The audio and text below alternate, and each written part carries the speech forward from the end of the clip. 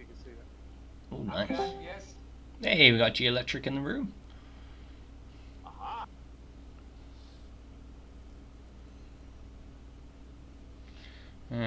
Stream manager. There he is. I see him. What's up, bro? Is he on your screen? He's not on my screen, obviously. He's on ours. I have him. I can see him. He's right there. I don't know why it does this just to mine. I can hear you.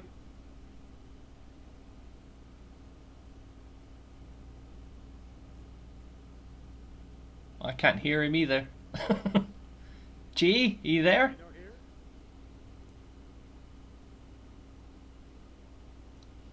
it? No. You might need to leave and then come back in again, G. Did you hear that? G? Can you hear Dave? I can hear you, yeah, but I don't think I Dave can. Oh, I can't hear you. Ah, yeah, you can't hear you, dude.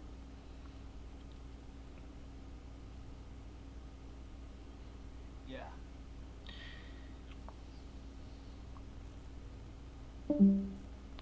Ba-bong. I heard him leave.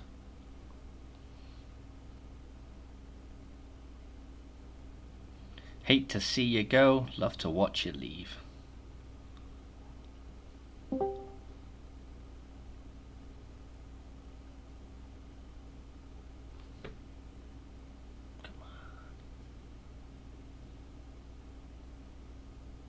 Did it work?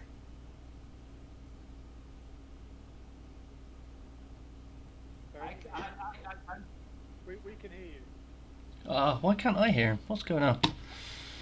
I can see him as well. Yeah, same. When I'm paying attention, I can see him. Don't run him over. Come on, G. Why is it? It's not muted. I've not blocked him.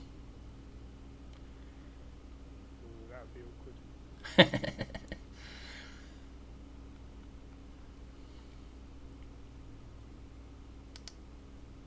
awkward. Oh, uh-oh. I've started a call with him.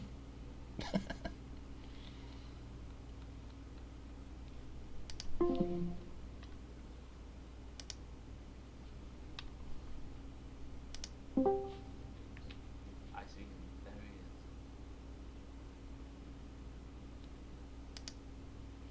is. Oh, there he is. Hey, but now I've gone. Right, work camera. Alright, turn it on.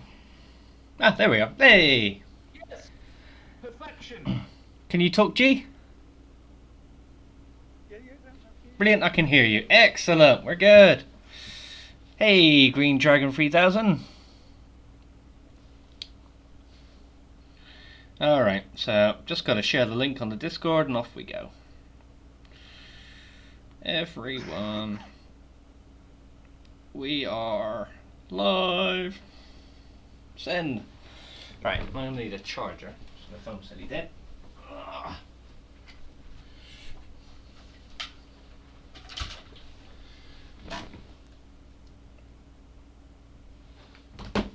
Alright.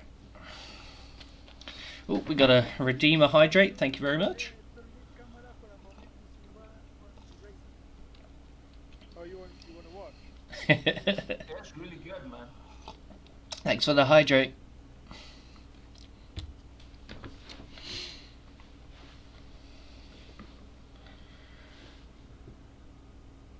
What game is it? This is a Seto Corsa.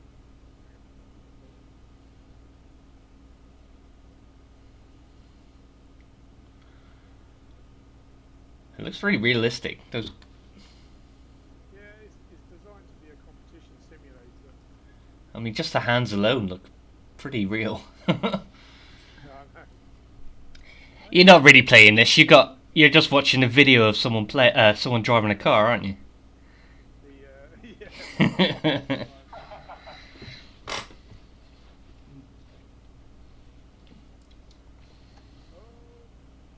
look, I'm put off because there's an audience.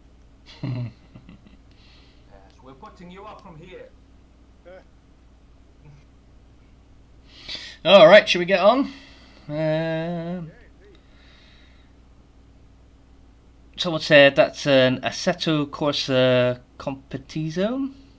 Competizione? Yeah, that's it. Ah, there we go. Someone knows. All right, so how's everybody doing today? All good. Yeah, that's awesome. It's been pissing it down all day here.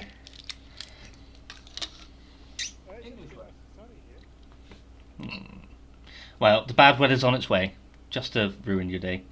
My Alexa's been warning me of flood warnings all day. I also just said her name, so expect feedback. Nope, she's being good. Plus you will now have bought several weatherproofing things from Amazon without realizing. Or it's going to be suggesting it on all my social media for the next few days. Me and the wife's been talking about doing up the garden. Not really looking into things on like websites, but it's starting to suggest stuff like landscapers and stuff. I'm like, it's so creepy. It's so creepy. Surveillance, man. Listening in. That's me saying okay on everything. Do you agree to this? Okay. I'm fine. Alright, so this is the third Off the Shelf Reviews Community Chat Night. With a vengeance, I guess we'd subtitle it. There any other good third film subtitles? Reload? No, Reloaded was the second. What was the third one? Revelations. Off the Shelf Reviews Community Chat Revelations. Bit of a mouthful.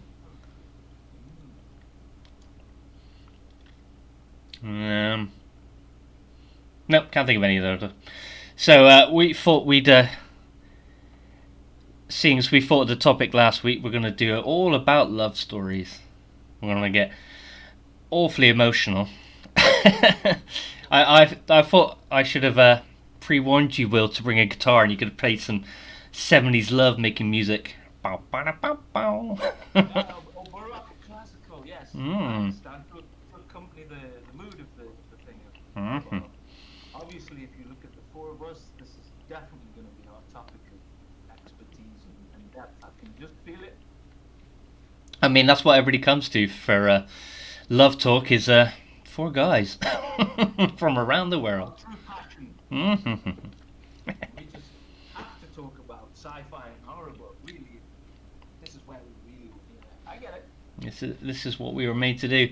Yeah, I mean, it was based on the Valentine's Day from last week, because nothing much else happens in February. We couldn't really have done a whole topic about pancakes.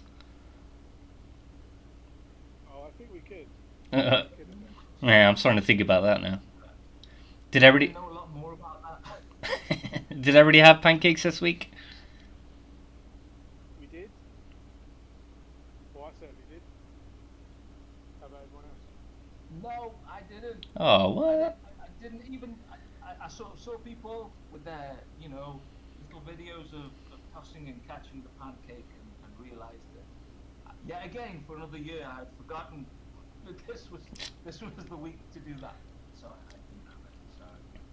We forgot the lemon juice. We had to run out and get that on the day. Apart from that, it was good. We had American style pancakes this year, which was a first. Nice big ones. It was very nice. Just maple sauce on it. Yeah, we got maple syrup. Just had a redeemed highlighted message from Matt. Syrup. Can you hear that better now, Matt?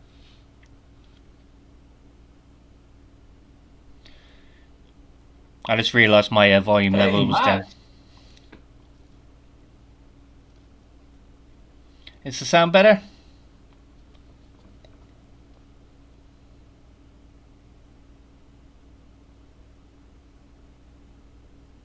I'm sure it is. I increased it.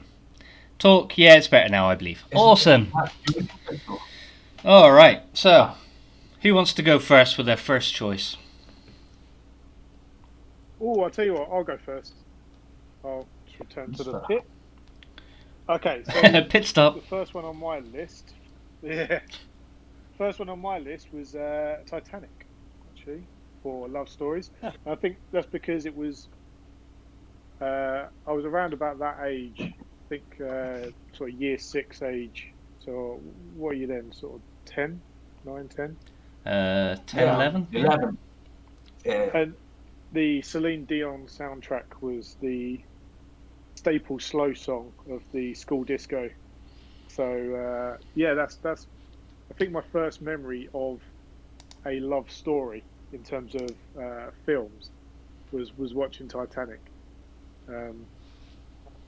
I honestly said to myself, I'm going to prepare this time and have loads of notes and talk for absolutely hours about it. And I did zero preparation for this. So No worries. I've literally got a list with about, I don't know if you can see, it's got about 10 things on it. That's about it. Very thorough. Yeah, yeah, exactly. Can't really think why.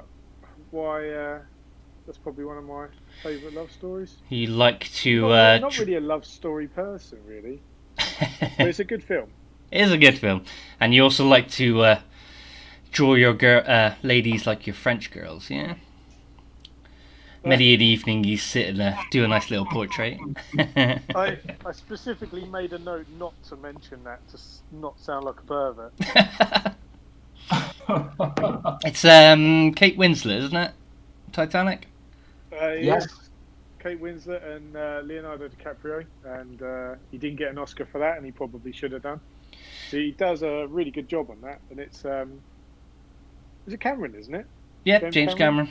Titanic. That film was massive. It was in the cinemas for ages. Everybody, I remember all the girls in my school were all trying to upform people by going to see it the most. Sorry. No, Karen. I was going to say that at that time was one of the biggest productions in cinema at that time. They invest a lot of money, and the effects were very practical, like the ship and all that was practical, and was a very impressive movie. But you're right in the sense that people don't remember because of the accident, because of the Titanic and all that. But the most memorable aspect of that movie is the love relationship between the two main characters that you are saying.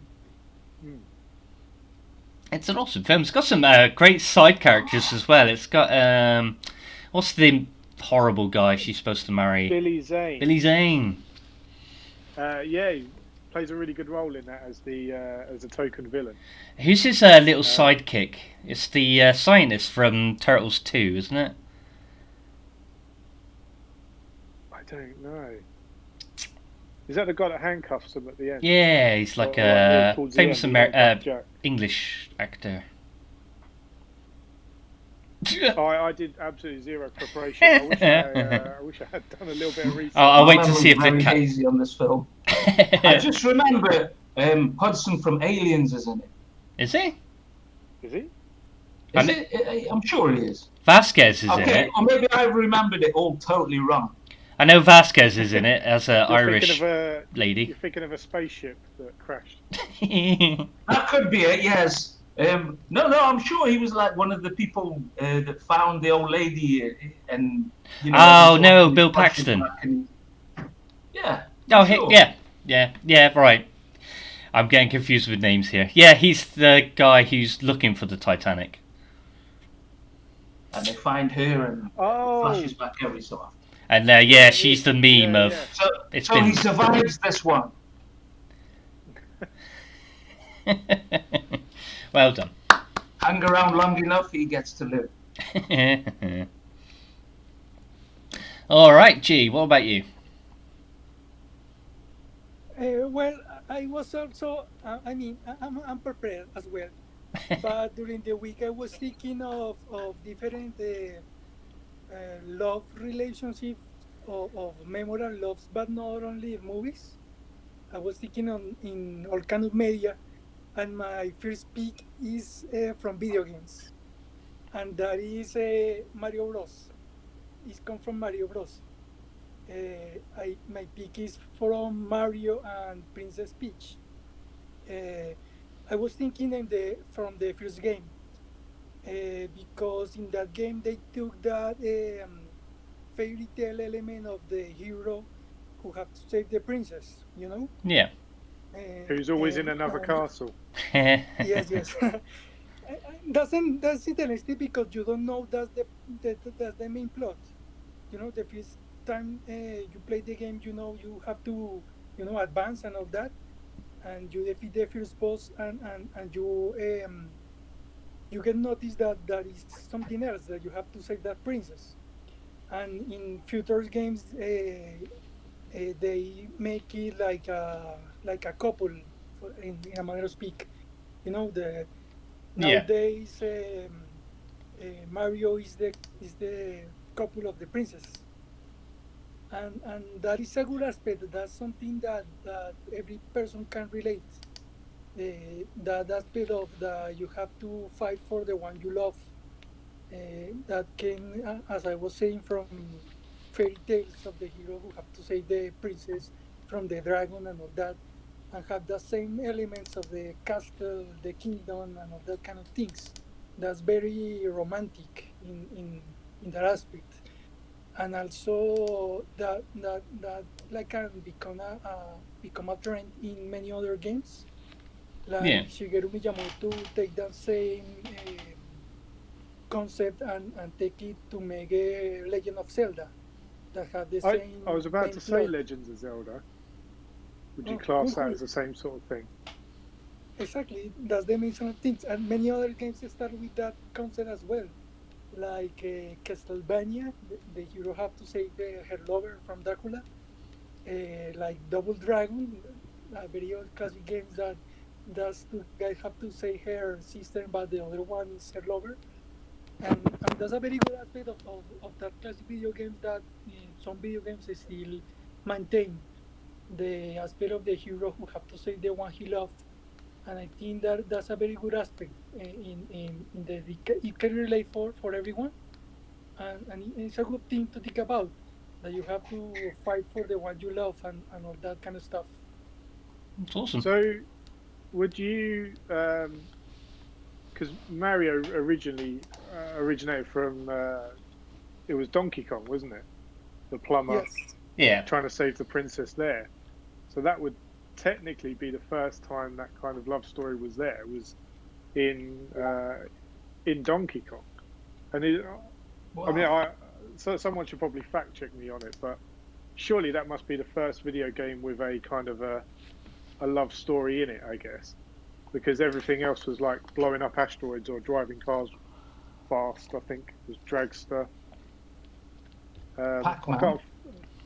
Pac-Man, but This then is Pac-Man. technically, is that a love story? Because No. I Pac-Man mean, I chasing was going through games thinking what came before Donkey Kong. So, yeah, you're right.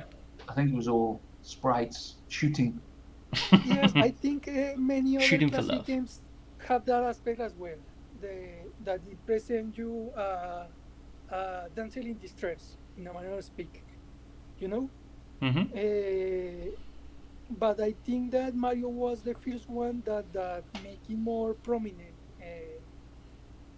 That's the main aspect of the game. I'm not sure if Donkey Kong came first from Mario, but I think so. That's the case. I think so. I played Yes, Donkey Kong as a He was kid, I Jumpman, think wasn't it he? did. Yeah, he was called it's very Jumpman. understandable that the main plot is to go up and rescue the princess from the King Kong. You know.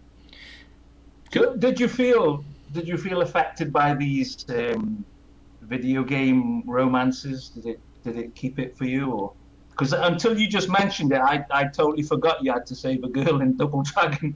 Yeah, they get like punched in the starting team. I just try and kick the big men down the hall and stuff. But you're right, you save a girl at the end. But I mean, when you play the game, you're not talking, you are not thinking about it. you know, Yeah, yeah. that you're enjoying the game and going through it, but at the same time you know that that's the goal, and that's how can I say, a worthy goal, you know, that you empathize with that character, with that hero, that you have to save her, you know, that's something that you can relate, and you can consider that it's a worthy goal to win the game for that. Wasn't it a game that I think it was it Braid? It was that kind of sort of 2D platforming game, but with like time travel elements. And you can reverse time and stuff. And you think you're going to rescue the princess, but then it turns out she's actually trying to Oh get away from you. No, I think that was the twist in the is it? story, that you were actually the bad Yeah, guy and she was trying to get away. That was kind of What cool. game? saw that. Braid, I believe it was. Raid. Yeah. see, Braid. Is that game where the mechanic is that the guy can go back in time? Yeah. Like if an enemy hits you, you can back in time and correct it. It's a very cool mechanic, and that's right. At the end, you realize that he's obsessed with her, like he not tried to save her, but he's really obsessed with her, and she is trying to get out. You know, that's very good. That's great. Do you actually get the girl then, or does the right thing happen and she gets to, how do you She, complete the game? if I remember rightly, she actually runs away like with the. It's like a knight that's trying to save her, isn't it? I think And so. then right at the end, like I think at the beginning of the last level, it plays forward, like it plays forward, and then after you sort of catch up with her, it then plays backwards, and throughout the first part of the level, she's like disarming traps for you, like so you can get closer to her, and then you reach her, and then it plays backwards, and you find out it's actually her setting traps to try and stop you, Oh, dear. which I thought was quite a good mechanic. I haven't played it, but I've seen a video of it, and I thought that's such a brilliant take on a sort of a generic kind of like Zelda Mario kind of story where you're saving a princess. It's a really good flip on that because you'd never Wow. see it coming. Yeah. All right, Mr. Will, what's your first one? That's great. I got a few. I didn't think I would, and most of them I had to look deeply because they're like the Double Dragon example. But I think of one here. Jim Carrey, Eternal Sunshine of the Spotless Mind. Yes. Oh. You seen that one? Oh, we have. Well, I think everybody who loves film seen that film. Have you seen I it, Dilly? haven't seen that film. I haven't. No. Oh no. It's just, yeah, you should say. I mean, that's it. I know there's a lot where he's trying to get over the girl, so he keeps erasing, and then they find. Well, I'm spoiling it, aren't I? He's not seen it, but that was one that stuck out to me as a love story. Most of the ones are kind of comedic ones, but that was a one that's serious. That's awesome. I actually felt it. So yeah, that one, very definitely. As a man watching, anything other than Hugh Grant saying "Oh gosh" and floundering, yeah, I can take that one, and I found it really engaging and good. A really thought-provoking film. So yeah. My first one is The Fly from 1986. Is it? I think it's 1986 with Jeff Goldblum and is it Green? Gina Davis. That's the one. Yeah, I thought that because it's kind of, it's a love story. Or she's got another guy who likes her, but it's kind of they come together in a perfect place, but then he obviously gets has an accident with a fly and starts transforming, and then he sort of gets obsessed with how his body is becoming great, and she's not happy with his blind love of his new found powers, and it's just sort of how she tries to stick with him no matter how much he starts to fall apart, and in the end she has to put him out of the misery. I thought it's a good it's a story that would be repeated over and over again. Okay, not with the guy turning into a fly, but Well, it sounds like my love life, actually. yeah. Sounds like me and my other half. Does it just go wrong when you turn into a fly? Every time you turn into a fly, it just ruins the whole thing, eh? Yeah. She has to put me out of my misery every second. Well, I've never heard it called that before. No, that's very good example, because in the first place, that love pain that he felt was the motivation for him to start with experiment with himself. You know, he was very drunk and very painful, from he thinking of her, the one he loves, with the other guy. Hmm. And that kind of, at that point, that's that the real, the fly movie starts, when he started there.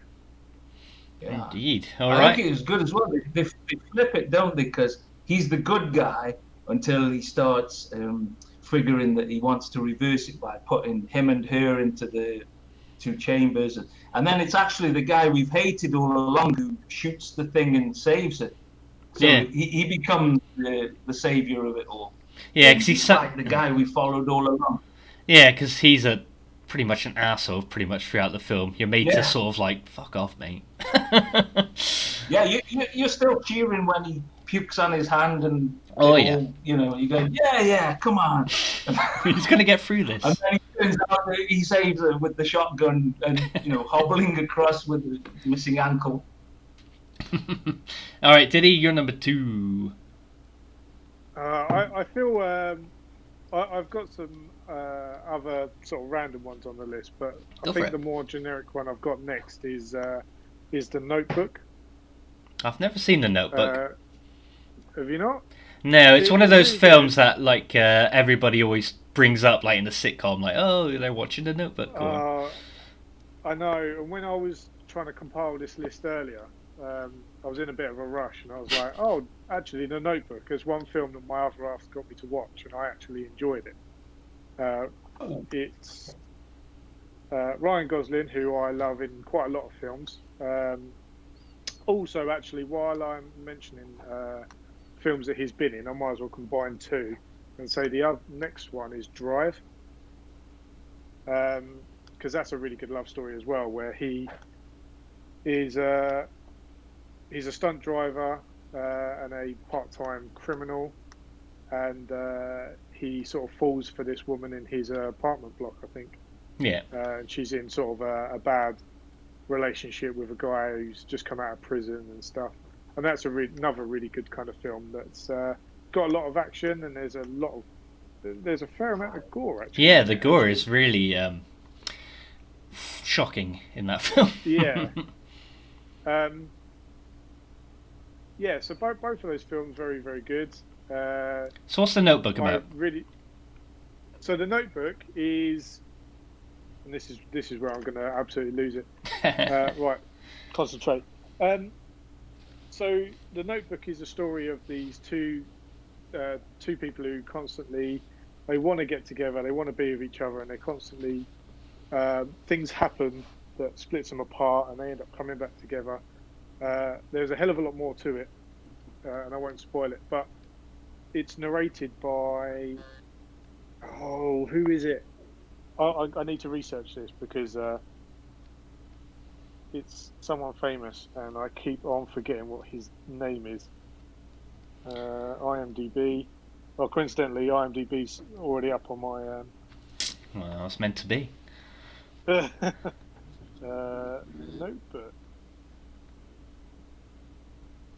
I know it the second that I see his name. I'm not sure if I've seen The Notebook. Have you not? I have not seen it. When you said Notebook, I was thinking Keanu Reeves. What film's that? Matrix. Oh yeah, Matrix Matrix. with a laptop. Not a notebook, a laptop. I don't know. For some reason, I can't. Again, this is why you come to us for all your love film. Yeah, this is why we don't. This is why we don't talk about love films. Notebook. The Notebook. It helps if I actually type in. Is it James Garner? No, he's. No. The Elvis Skrill. Ed Grady.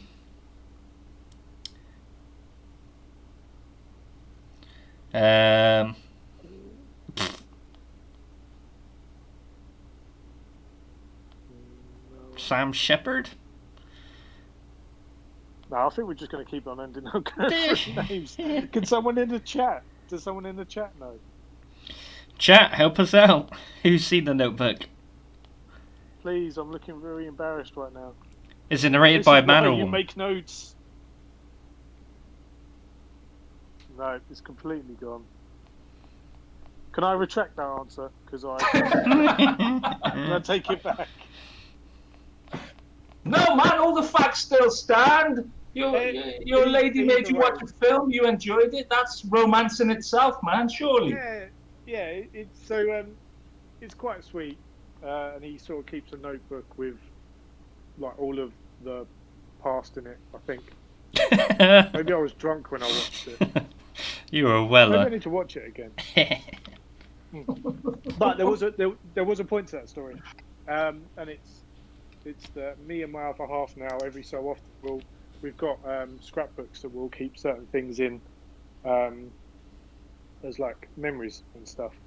And I would get one of them out, but it's all the way over there, and I'm lazy, so I don't want to get up.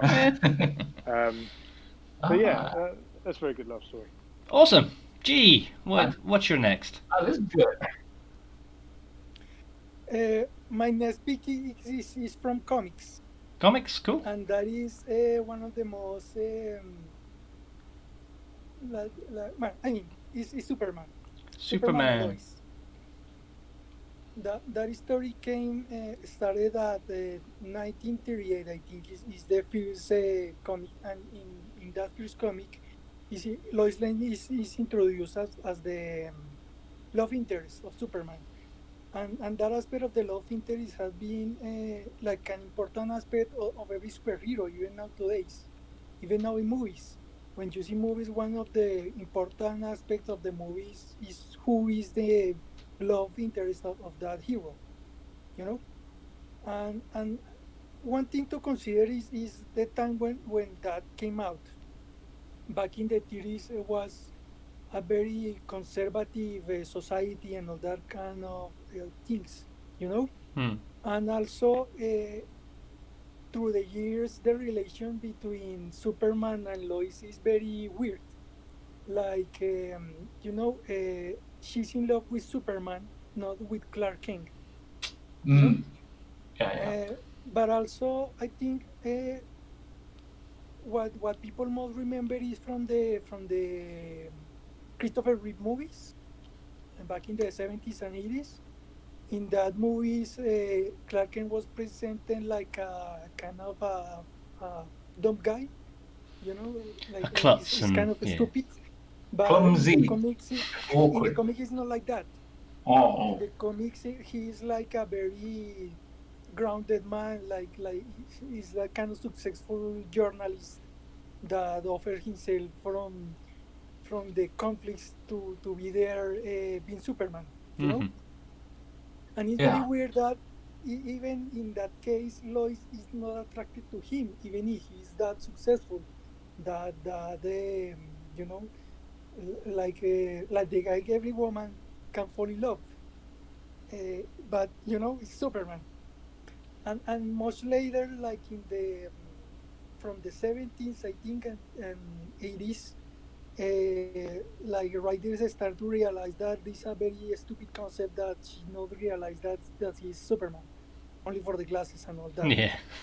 And at that time, was like a more open relationship. She knows she's Superman. She's in love with Clark Kent and Superman, and many comics from that era and even now present the formal couple of Superman and Lois. And much later, like in the 90s, they were married. That was very important comic of the marriage of Superman and Lois. But she married with Clark Kent anyways. You know, she can't marry with Superman. But the comic was like the marry of Superman and Lois. And at that time was also where Superman was killed. Yeah, Definitely. yeah, yeah.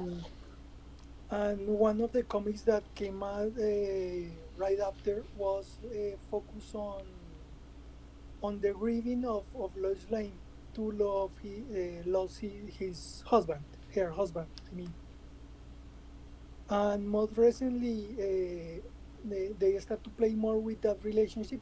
Like now is a new series about that. Yeah, it's Like starts this like month, a I new think. series coming of Superman and Lois with a formal family where they already have kids and all that. But there's also aspect that was played back in the 70s and all. I mean, in that time when the concept of Superboy came out, some comics appeared where what that Superboy was the son of Yeah. Superman and Lois. I always remember that there is a funny cover when Lois Lane is trying to punish her son, but she cannot hit her because he's super strong. You know, when he slapped her, she's in pain because he's super strong, and all that kind of silly things that what plays back then, and back then was a very um, conservative society. I also remember I recently watched a documentary about the history of Superman from Warner Bros. I And, think I've seen that, and yeah. and one thing that caught my attention was that back in the 50s, there was a commercial from cereals. You know, in the commercial was that Clark Kent and Lois Lane appear eating cereals in the morning, but they stop Lois Lane from appear in the morning with Superman because that implies that she sleep with him. Ah, So, mm. so in the commercial appear with Jimmy Olsen, All right. and that's all good, you know. That's all good if Superman sleep with Jimmy Olsen but not with Lois Lane. So back then was I mean, even if it start with the Lois and Lane in a love relationship, uh, one thing to consider is when it came out was different, very different from now. But at the same time, all that same concept is still maintained even today and spread to all that kind of heroes. Yeah, Every superhero you may think have a loved one, Mm-hmm. yeah, yeah, yeah. you know, and in the creation of the hero, the origin of the hero, the loved one is a very important aspect, and that's why I picked that because um, it compels that aspect that you have to be with the one you love, that you have to have your couple that is important for you to live with a person you love, and that's what I pick that aspect from the comics.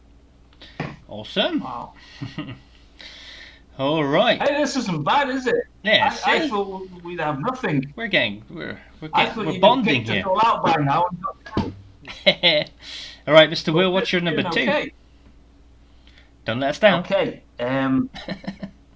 I have the movie Yesterday, which I saw a couple of years ago, I think, or 2, 3 years. Yeah, I I think it can't came about remember. 2 years ago. Recently, and with my girlfriend at the time, we went and watched it in the cinema. I watched it because obviously there's an old Beatles element to it, and you know the story, the plot, the Yeah, I've seen it. synopsis, as they say.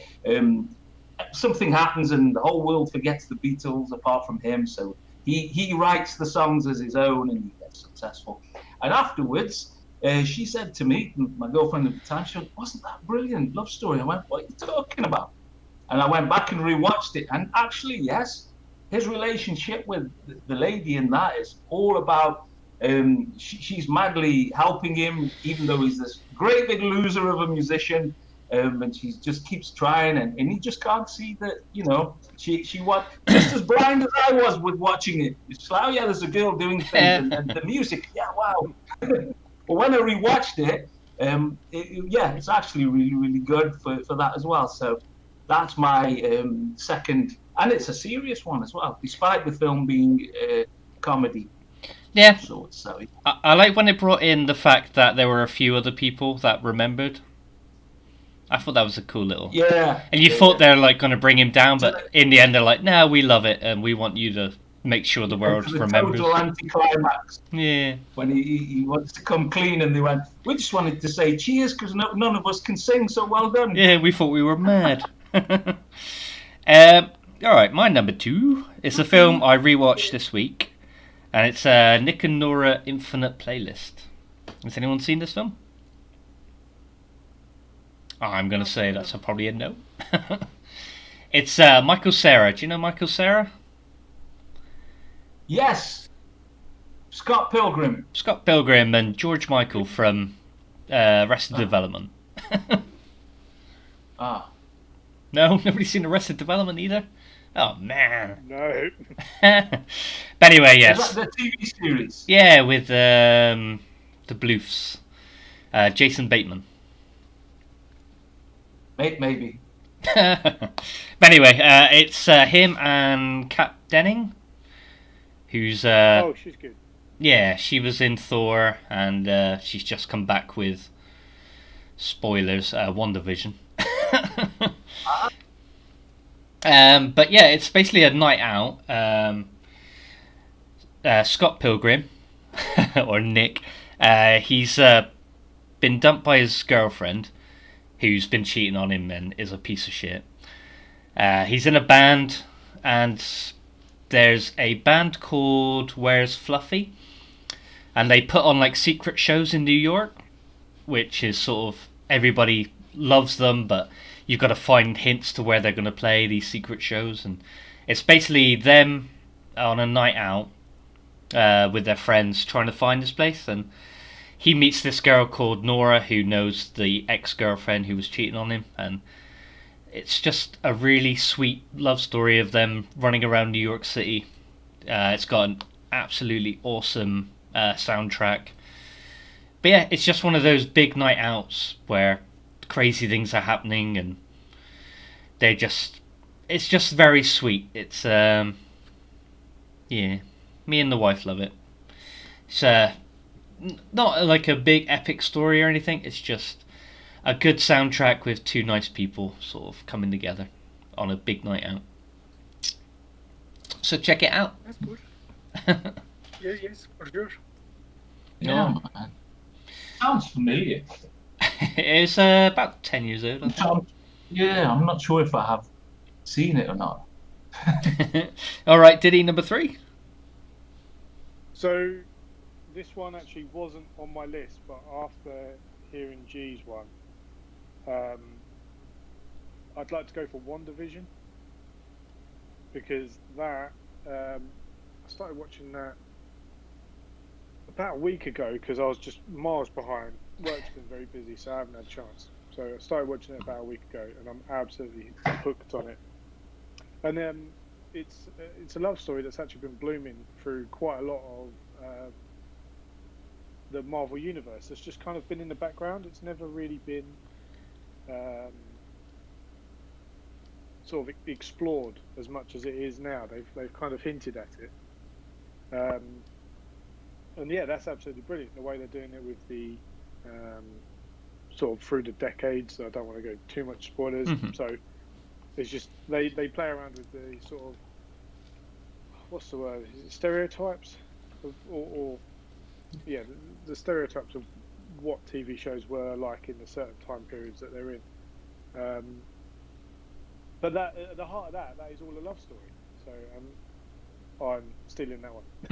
It's one of the best in the Marvel universe, I think, because they try to force a Black Widow Hulk relationship, which I didn't think worked at all, and then they kind of retcon that. As I say, that died out very quickly. Yeah. After, Black Widow and Hulk. Yeah, it was in the second Avengers movie. It just didn't work, and then yes. Hulk flew away in an airplane. I don't approve at all. That's an interesting concept, but was not developed as, let's say, WandaVision. You know, where you see as a couple and all the problems and a two relationship. But in the case of Hulk and Black Widow, you never saw that. You never saw them interact like in a love Yeah. interest or something like that. So it's very weird, really. Yeah, I think they tried to put that together because they needed an excuse to kind of calm the Hulk down. Because obviously, once he transforms into the Hulk, he rages until he gets over it. Yeah. Which sounds like my day-to-day life. Fixes everything, doesn't it? Really? Yeah. Calm your hand. Yeah, so that's my number 3. Awesome. Okay, G-Man, you're up. Well, I was thinking that tragic love story is also interesting. And I was thinking in a good example of that, and I came out with the Dark Knight trilogy, the one from Christopher Nolan. Oh, yeah. I think that Nolan wrote a very good tragic love history for Batman in that movies. Like in the first movie start, she had that all-time friend, you know. She was with him from kids and all that, and we came back to after all the training and all that. He came back to Gotham City to become Batman, and she is there, you know, and he as Bruce Wayne is interested in her, but it's a relationship that you understand from the beginning that is not meant to be, that is very bad for her and for him, because if he entered that world of being Batman, he cannot maintain like a true love relationship. It's almost impossible for him. But anyway, at the end of that first movie, Batman Begins, he is with her in the end. You know, she understands that he is Batman, and that's the end of that movie. But at the second movie, The Dark Knight, They changed the actress first. was a very good development in that relationship, because the movie star that her is not with Batman anymore. That she can understand him, and she also realized that he cannot be part of that world. Even if they love each other, that they cannot be together. And it's very painful for Batman and Bruce Wayne that he is in love with her, but he is with that other guy. That the other guy is Dent. Harvey how Dent. is Harvey Dent, you know, and he's a good guy. Harvey Dent is a good guy in that movie. Until the very end. Yes, and later comes that scene when Joker is in that dinner, and he's trading everyone, but she picked that girl in particular, and Joker realized that that girl is important for Batman. And much later in the movie, Joker plays on that and kidnap her and Harvey Dent as well. And she tricked Batman to think that he is going to save her. But Batman came out to the wrong place and he get killed. And that's a very good aspect in that tragic love history, that Batman loves the one he loves. You know, he's dead. Mm-hmm. And at that point, he's also thinking that she is still in love with him, and that plays through that movie until the end. Even when Batman in the end came out as the villain to save the city, you know. And that is played again in the third movie in a very interesting way because she left a letter for Batman explaining that she is not really in love with him, Yeah. just that she can be with him because he's Batman. But one of the motivations for Bruce Wayne and Batman is that even if he loves her, he's still not fighting for the city, but to correct all the wrong things that happened to her as well. And in the movie where Batman is in the tier one, Dark Knight Rises, when he is in the very low point of that movie where he is defeated, where he started the decline in in all that aspects, not only for Batman but also Bruce Wayne. Uh, uh, um, the how is I lost the word. I mean, his partner. How is it called? Alfred? Mayordomo. Sorry. I mean, uh, Alfred. Yeah, Alfred. Alfred. Alfred made him understand, and he gave him that letter, and he realized that from the beginning that that was not meant to be with her, and that's a big hit for him. And at that point, in retrospective, is a very good but also very tragic love history in that movies. But and at that third movie, that's a very big important motivation for Bruce Wayne to rise, to came out from that prison, and to came back to reclaim Gotham City and defeat Bane. Because it's not about Gotham City itself, but the movie implies that is he as Bruce Wayne as Batman saved himself, or that overcame that grieving and all that, and that kind of tragic histories, that tragic love history, but that not, I mean, it's not tragic for the sake of being tragic, but plays on the development of the character to all these movies. It's a very important aspect, and that subvert also the thing that we were talking before about the heroes that had to be with a love interest. Yeah. I think it was a very good writing from Nolan to subvert that in that aspect and not playing that like the common history of the hero with his loved one, but turning it to a very tragic love history. And that aspect is a very important development for the Batman history in that trilogy. And I want to talk about that the kind of tragic histories in love is also good Yeah. when it's well played. Um, is there ever a nice love story in a Nolan film? I was just thinking then. Because you got an Inception where Leo's wife, they get stuck so many layers down that she ends up killing herself and haunting him. You got the Prestige where no one is in a happy relationship in that film. What else is there? The Prestige is a brilliant film, though. Yeah, but it's not nice. It's not a nice love story. I don't think he writes Definitely sort of not, no. nice. Well, you got Interstellar. Wow. Not even Interstellar, really. Like he has a love with his daughter that he Yeah. sends a message through a wormhole to her. But yeah, Yeah, and then in the closet, right? There's Mm. dust. Yeah. I remember that. it's cool. And I think that tragic love history is empathize, or you can relate with that as well.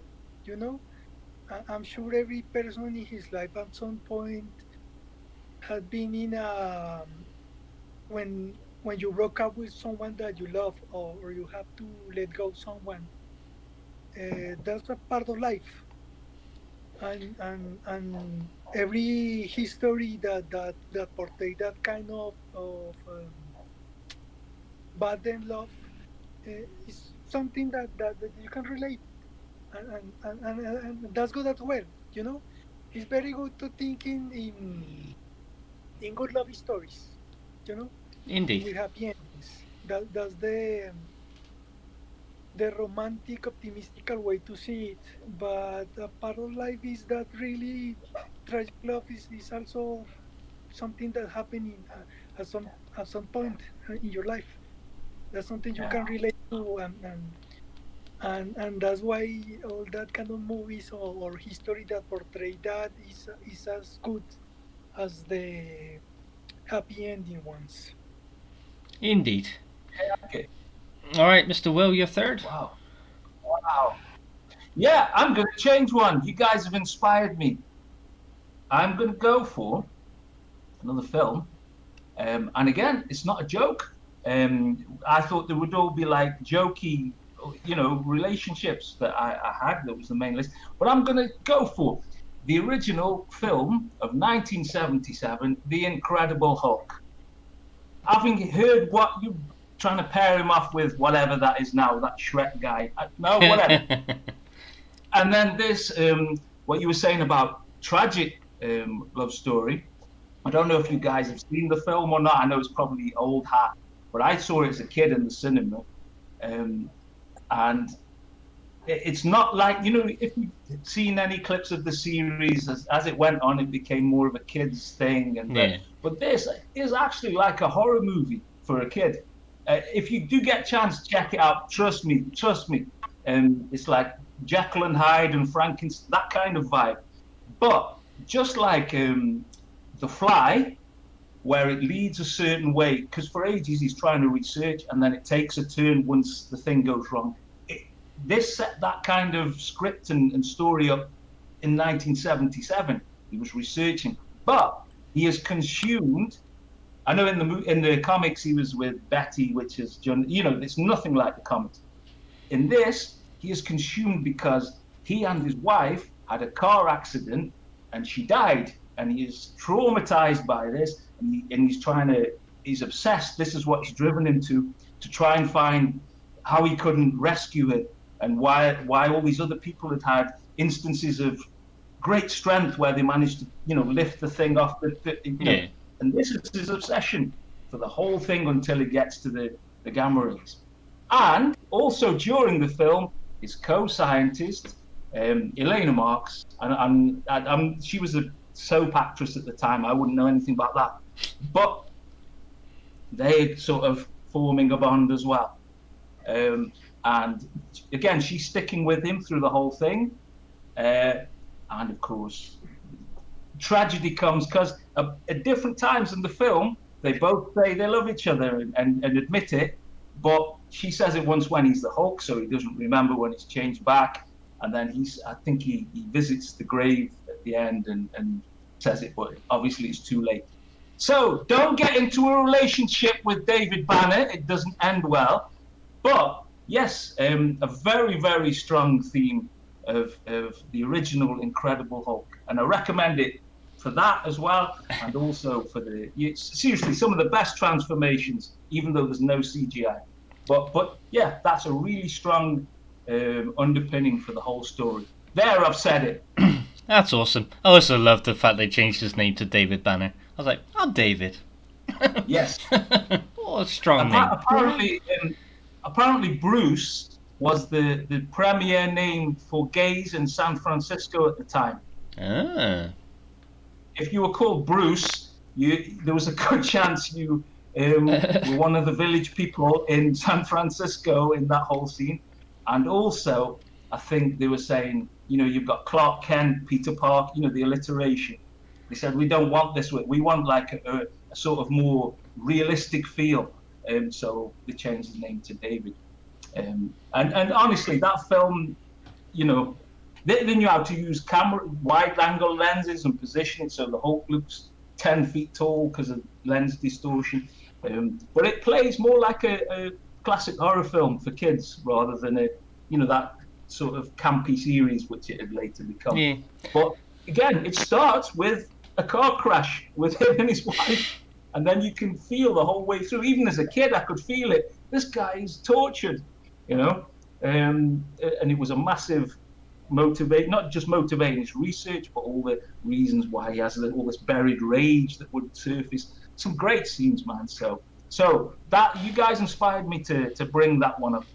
So thank you. I'm going to go watch it again once we finish the stream. Oh, awesome! I might watch No, that. I mean You that's think a I'm very kidding? good, I'm going to go watch it.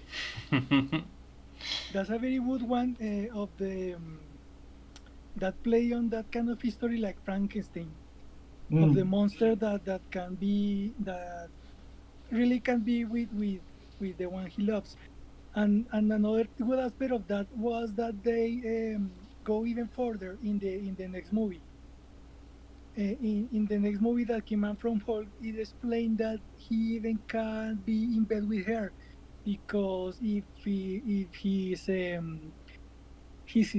his heart pulsation go faster, they can become as well. We don't need to So picture that.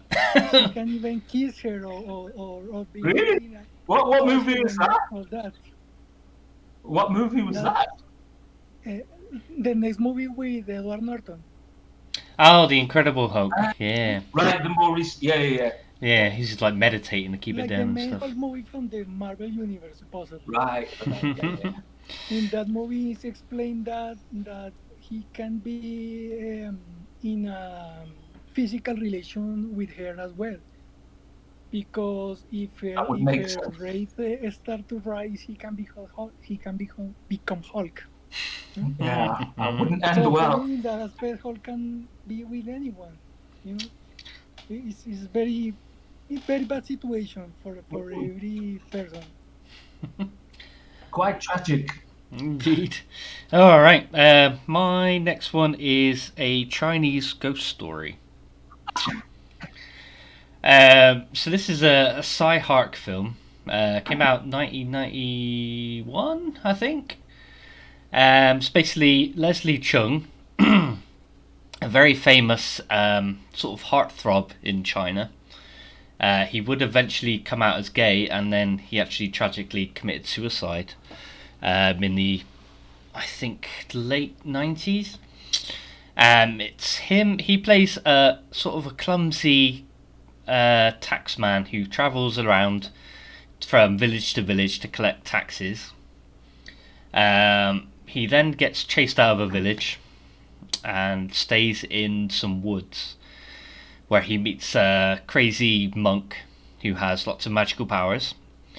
While staying there, because the monk hates him and he's just like, get out of my way, he meets a ghost. He doesn't know it's a ghost, it's just a lady in the woods.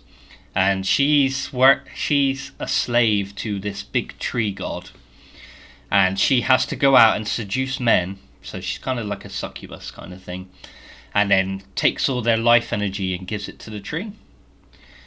She tries to do it with the poor little Leslie Chung, and because he's a klutz and clumsy, he doesn't, and he's a nice guy, so he won't just sleep with her out of the blue, this random woman he meets in the woods.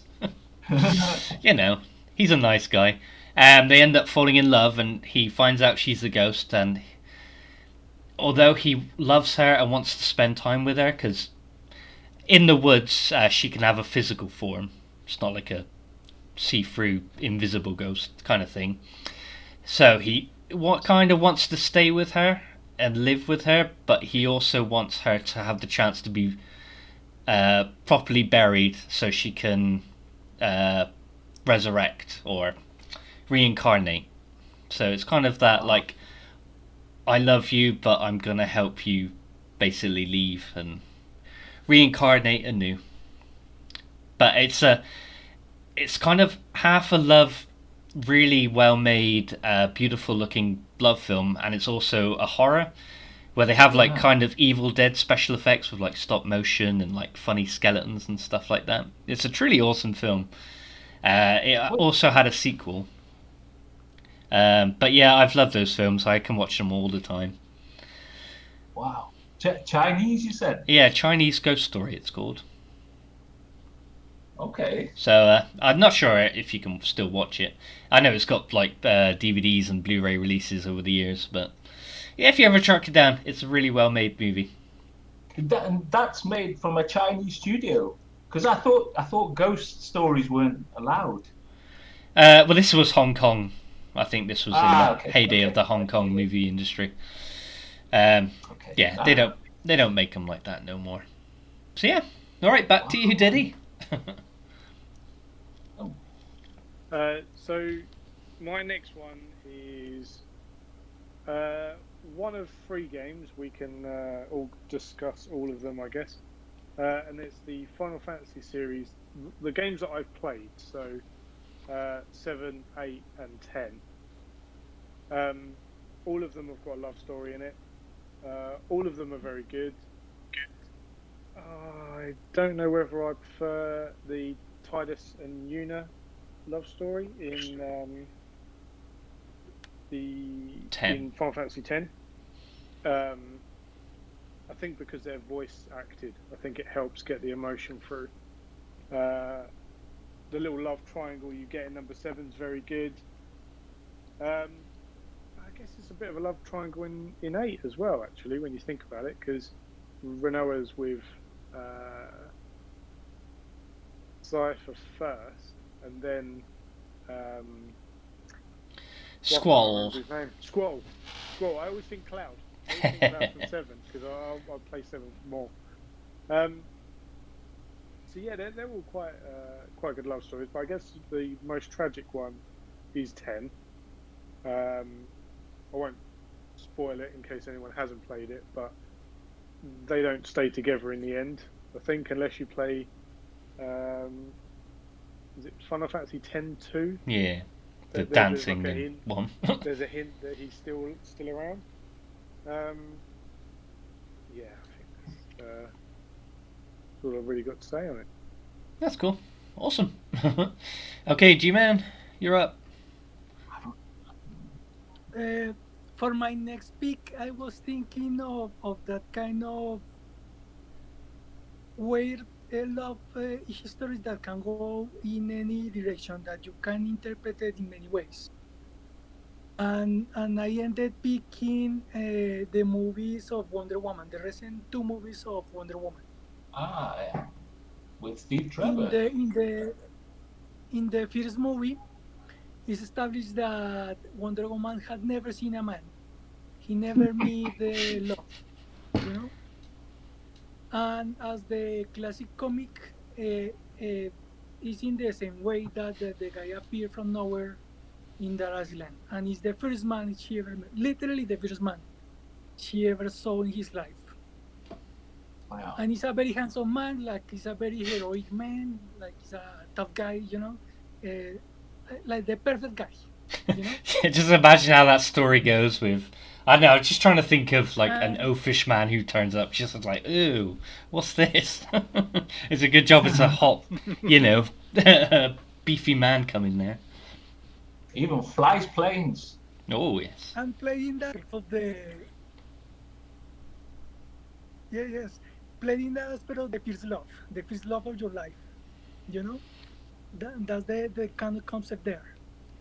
Yeah. And timely wise, you think that they spent like I don't know, like a week together, let's say, like a week. And the guy dies tragically at the end of the first movie, you know. And you can understand like the grieving of that, you know, that is the first guy you meet, the first guy he ever stay with, you know. It's implied that maybe it's the physical relation that she have in her life, sorry. And the guy dies. Yeah, and it's like it's the first man she meets, and he's also there on like thousands of brand new things she experiences in that week when she comes out of Themyscira. So like, it's like when she comes to the city, all the things she experiences, and all the different things she's never experienced before. He's there with her, so he is kind of the big major changing point in her life. Yes. But came the second movie. And she still wasn't over it. Is the one that things become interesting and can be both ways.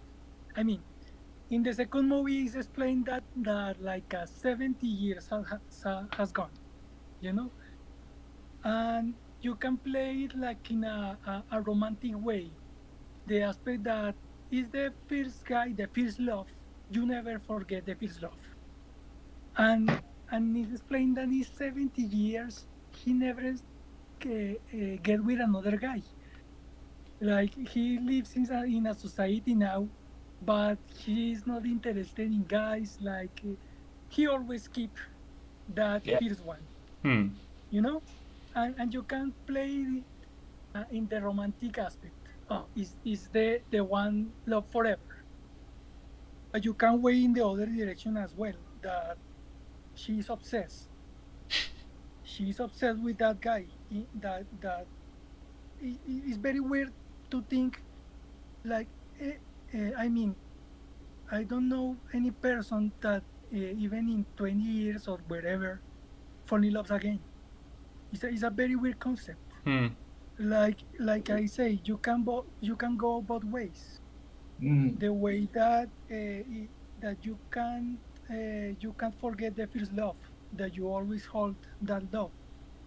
But it's very weird as well that after 70 years you can't fall in love again with anyone. Like you are so obsessed with that guy that you can't fall in love with anyone else. It's very weird. He did fly a plane, you know. And later in that movie came that development where she wishes for he to come back,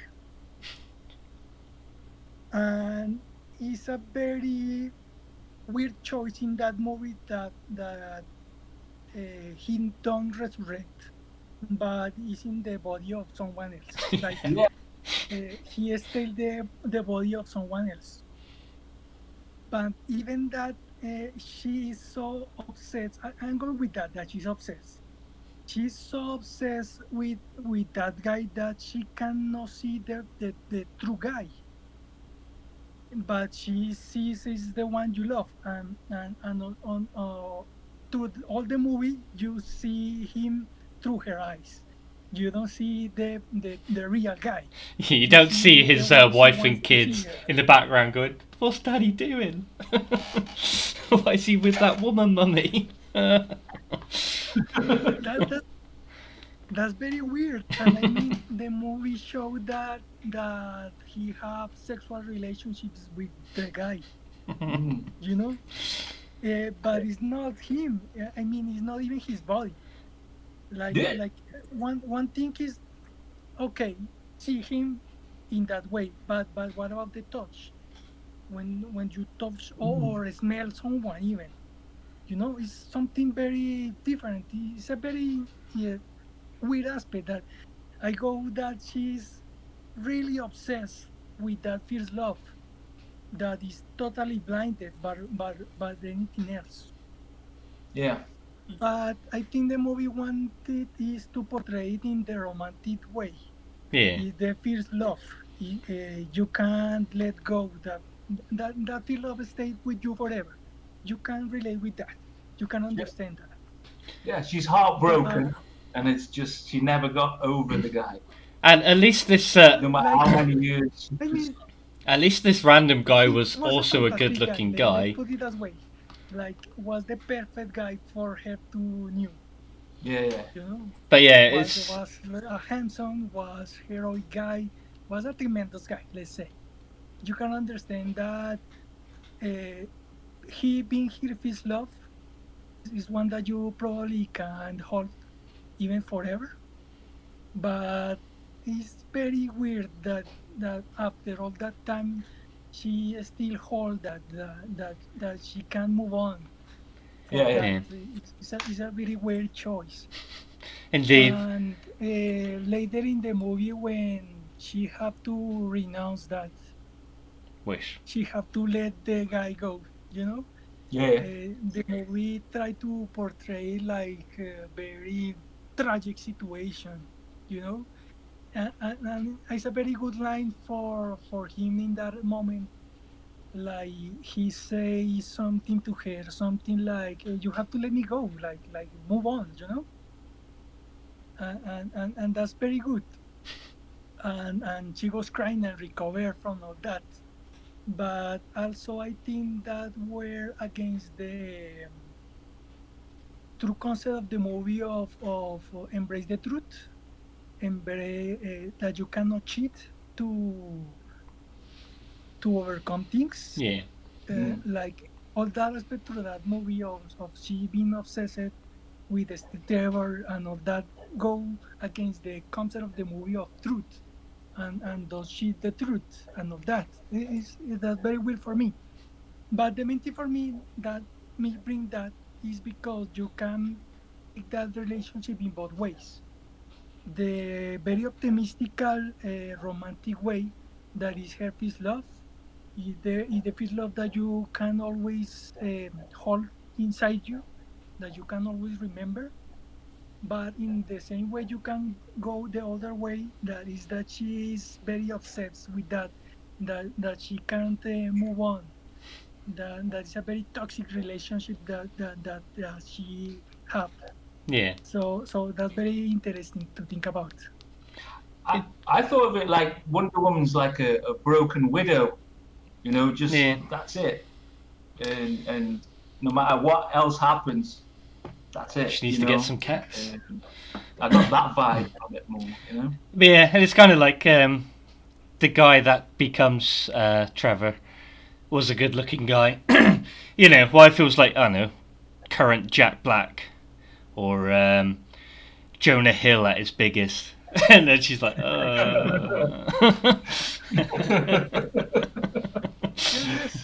Or if, Steve Trevor, when he flies into Themyscira, was just like, yeah, Jonah Hill. Just like, oh, it's this man, is it? Oh. It would be a very different story.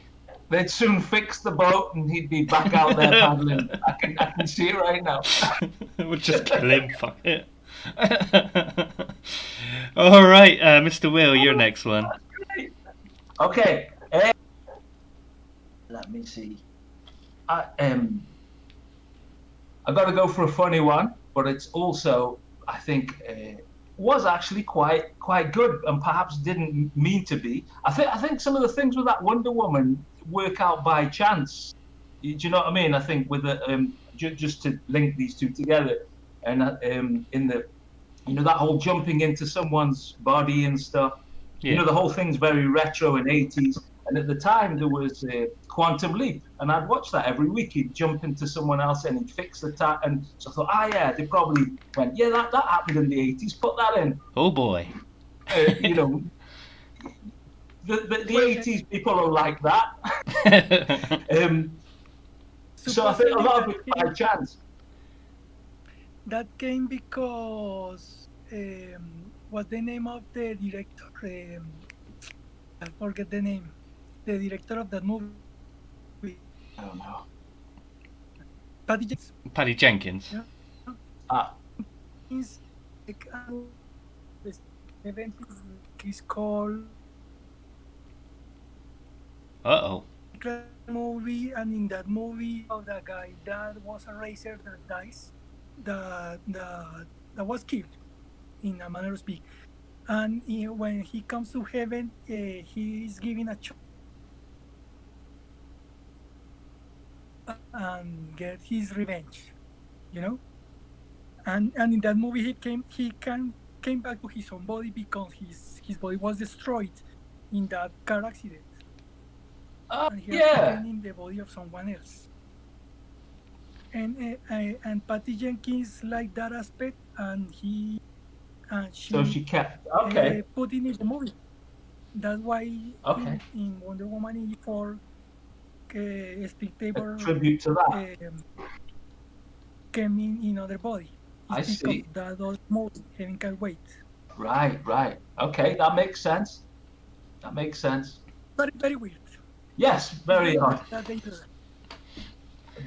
But my choice, which I think worked by chance, is the movie 40-Year-Old Virgin. Very sweet love story. And like I say, I don't know if by pure chance, but it's actually quite nice. I mean, he's you know, where they could have gone the way of making him like some creepy person, because he's 40 and not done the honours. He's actually quite a nice guy, and you know, he's all those awkwardness of being a teenager. I just, you know, he rings the lady up, she answers, and he quickly puts the phone down and walks away. All that awkward stuff. Okay, he's just doing it in as a 40-year-old guy, but I thought they got a lot of that stuff really, really well. Yeah, I like the conversations, and it's very honest. Say again, sorry? I just like the conversations they all have. It feels very real. It's very ad-libbed, and and how he felt the girl's breasts and they felt like bags of sand. Yes, when he was trying to cover and pretend he knew what he was talking about. Yeah. But all that stuff. But the actual lady, and she's quite famous, isn't she? She's been in quite a few things, and I can't remember a single one right now. But I recognize him. John Malkovich, the film about. Yeah. She was in that. But yeah, I thought they played that angle really, really well. And all the misunderstandings, and of course the odd thing of him being that age and inexperienced, shall we say, like Wonder Woman. And yeah, I thought it was great. I thoroughly loved the film, but that's, you know, quite a cool take on a love story. Indeed. So that was one of my. It was the same with all of his co-workers think he's a serial killer. Yeah. Yes. It's the same with Knocked Up. It's the same with his next film, Knocked Up. That's again another bizarre sort of take on a love story where a drunken one-night stand, you end up getting pregnant and trying to make a relationship out of your situation that you're both stuck in, like a go-getter. Well. Yeah, the poor girl, man. With Seth Rogen and his porno site. Jonah. Alright, so what was my next one? My next one was Chasing Amy by Kevin Smith, where Ben Affleck turns a lesbian straight, which, you know, it's very realistic. I mean, he's Bruce Wayne, for God's sakes. Are they comic book artists? They're comic book artists. Yes. They make the Jay and Silent Bob comic, Blunt Man and Chronic, is the story, and although he got a lot of flack for that kind of I can turn a lesbian straight side of the story, but I think as a standalone, like in this story, this happened, it kind of works, but the dialogue's really good. It's basically just how most people remember their strong relationships, of just two people sitting around shooting the shit, just talking about whatever, whether it's pop culture, like it just felt really close to home, sort of their relationship, just hanging out on the swings, talking just back and forth and talking about, and then it's their relationships mess up when he finds out that she's had a very experienced sexual past, and he's very jealous, and he hates to think about her with, like, they called her finger cuffs because she had a threesome with two guys they went to school with, and it's stories like that, and he ends up just, he wants to have a threesome with her and his friend who seems very homophobic. Which, obviously at the end she's like, what the fuck? You can't do this to someone. Like, I'm not your plaything just so you can have the experiences you think you needed. But yeah, and then it ends really sweet at the end. They do break up, but they sort of have a glance from across the room at a comic convention. But yeah, it's very funny. It's a very sweet film. I like it. Alright, Diddy, last one. So, I am kind of taking the love story theme to a bit, pushing it a bit. And It's Texas Chainsaw Massacre, isn't it? more the classic love story of Leatherface. No, it's actually Brotherly Love is where I'm going with this one, and it's a Nick Cage film. Face Off. And it's Gone in 60 Seconds. Oh, right. And he has to steal all the cars, or I think it's 40 cars in an evening just to save his brother. And I've got two brothers myself, and you like cars? We do all like cars, yeah. I don't think we'd be stealing cars for each other, but I think if one of my brother's lives depended on it, I think I would steal that car. Who played his brother in that film? It's Giovanni Ribisi. Is he the Boiler Room guy? Can't think of what else he's been in. I absolutely love him as an actor. He's Phoebe's brother in Friends? Gary in the chat. Oh, okay. Yes, it is. Yeah, him, yeah. He's in Boiler Room as well. Things, but, was he? Oh, I don't know. Yeah, but that's sort of close to... It's close to me because that's the kind of thing that, you know, my brothers would do for me and I would do for my brothers, you know. Whenever we're in a pinch, we'd go out completely out of our way to help each other. And yeah, even though we wind each other up and sometimes we barely talk. Yeah, I just thought that was a sort of a twist on the love story sort of thing. You know, he's doing it for his brother. You know, going back into a world where, you know, he said he'd never do it again, and he left the boosting cars lifestyle, you know, just to save his brother, and his brother gets into it anyway and ends up, you know, big trouble. Yeah, in big trouble, and he comes back to save him. And I thought I quite like that. It's actually one of my favourite films. So awesome, I like that film. Yeah, I have Nick Cage's. Okay. Yeah, Low Rider. Awesome. All right, G, your last one. Before my last one, I want to add that you're right, in the sense that maybe we were talking all the time about the love relationships, you know, the kind of couple relationships, but there also the love for your family, the love for your child, you know. That's another kind of love that is very important as well in life, that many movies, many comics and video games portray very well. That kind of love that is a very different love of when you love a girl, or maybe the love where you love your mother is another kind of love, the love for your parents, the love for your brothers and sisters, of the love for your child. That's a very very big, very important kind of love that we don't talk about, but it's also worth to mentioning as well. But my next pick is from almost real life. When you were talking about the Beatles, I was talking that kind of love that change your life and send you in different ways. And I was thinking about the life of John Lennon. When she started with the Beatles, she was already married. She have a child at the beginning of her career, but her promoters forgive him. I mean, they can't even talk about he have a loved one. You know, all Beatles have to be single. Very bad. Yeah.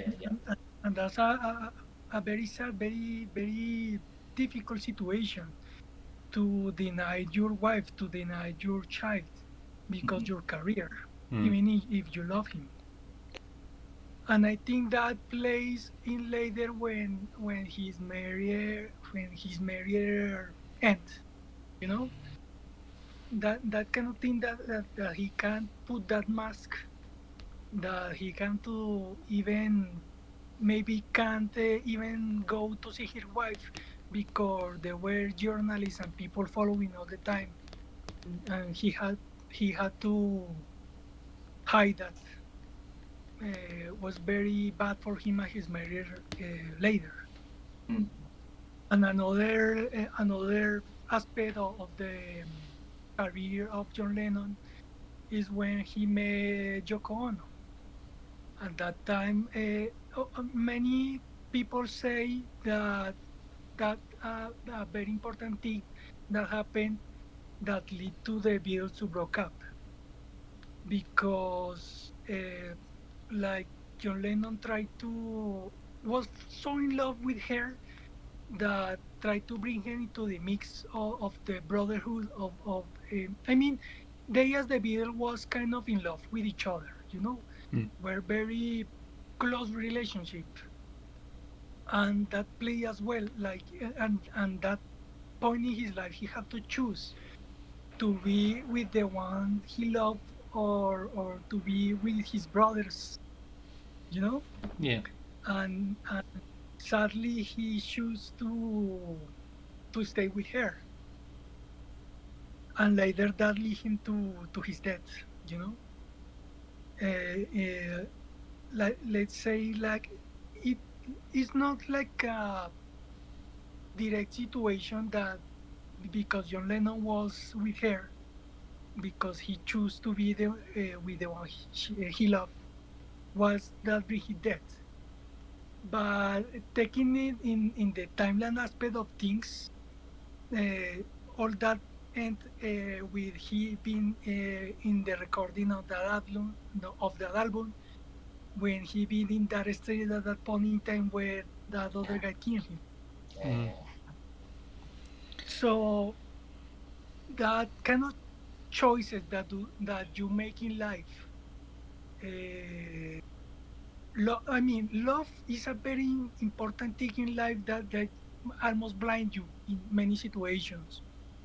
That many of the times you choose things blindly because you are following your heart. You know, even is for good or bad.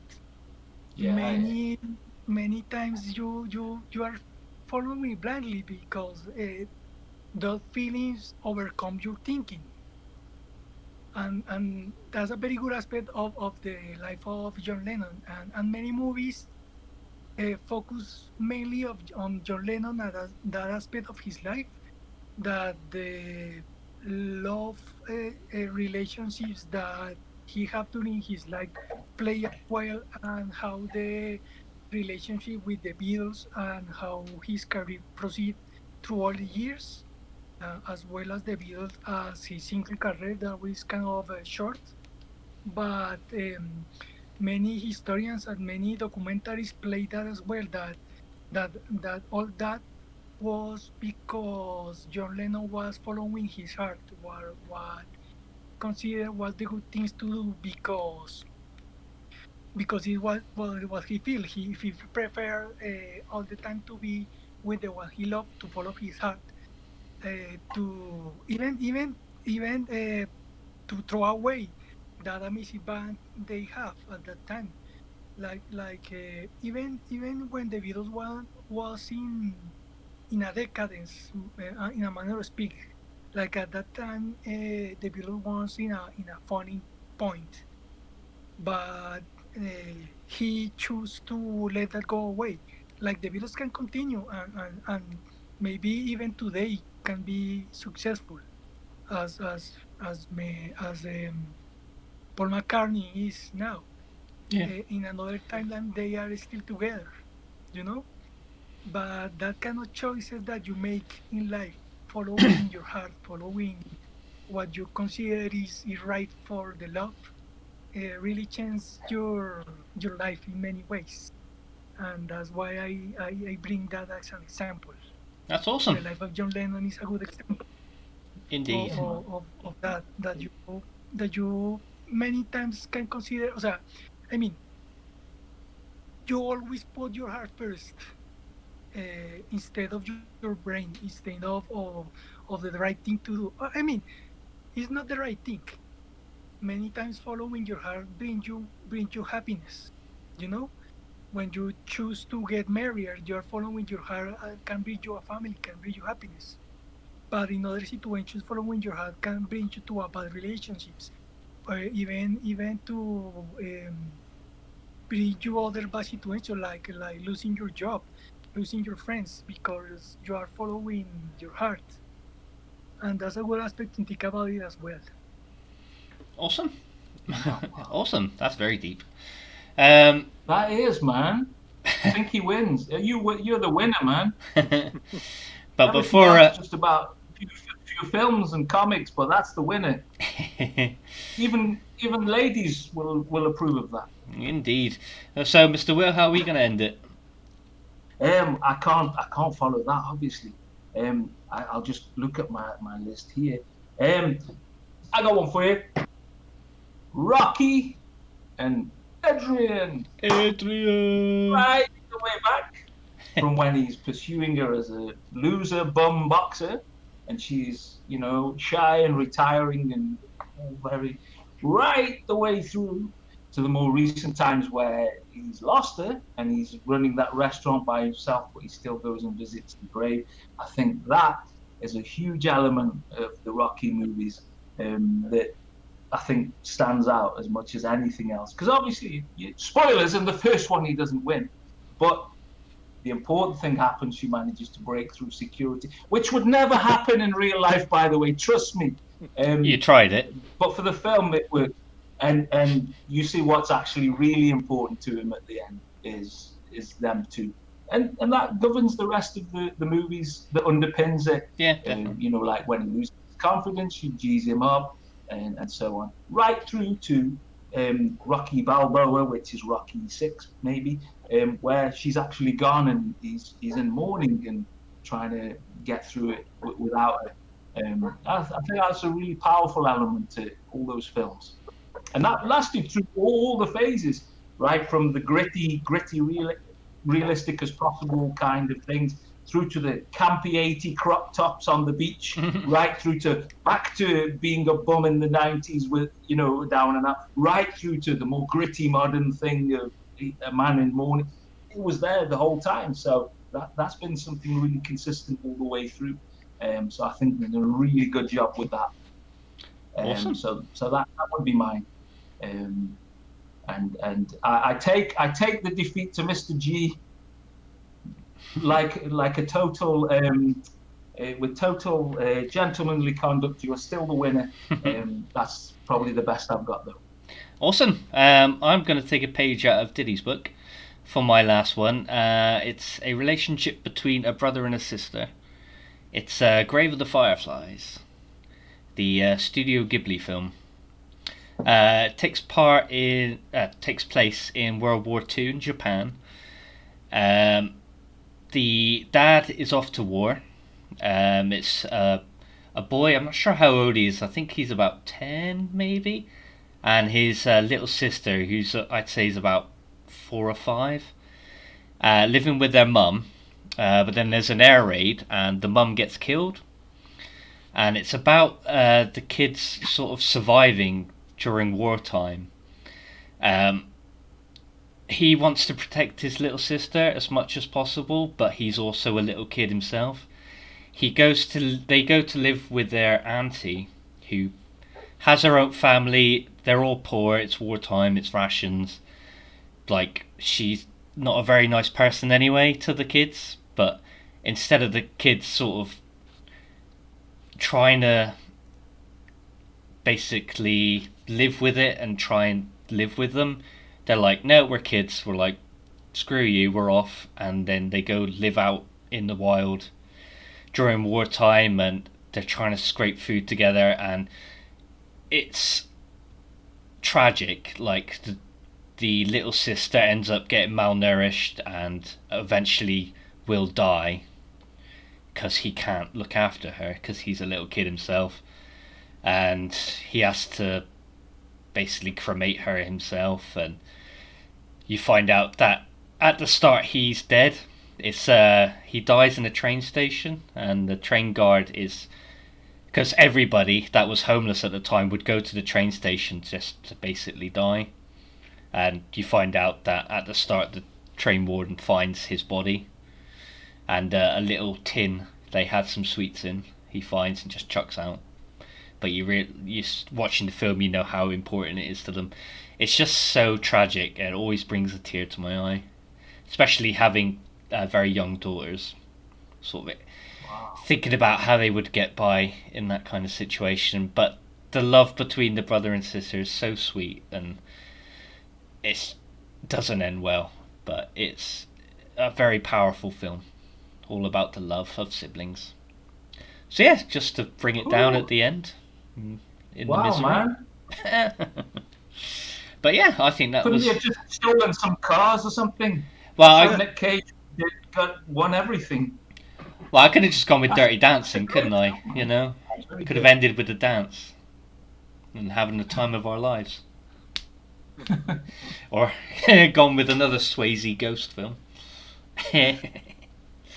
But we put in the chat, see what other people come up with some suggestions.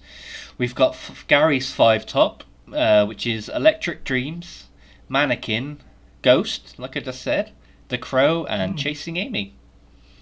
What was the last one? Chasing Amy. He's just copying me. Yeah. We've got Matt Mitchley with Silver Lining Playbook, Wuthering Heights, 500 Days of Summer. That's a good one. Ghost and True Romance. True Romance. Yeah. Mr. Slater. No, wait. No, I'm thinking True Lies. Yeah, True Romance. I'm thinking of Jamie Lee Curtis, sexy dance into Arnie in the darkness. Well, that's actually love. a good love story as well. It is. Yeah. Trying to keep a secret identity from your wife. We got The Fountain from Ambivalent Rolling. The Crow again.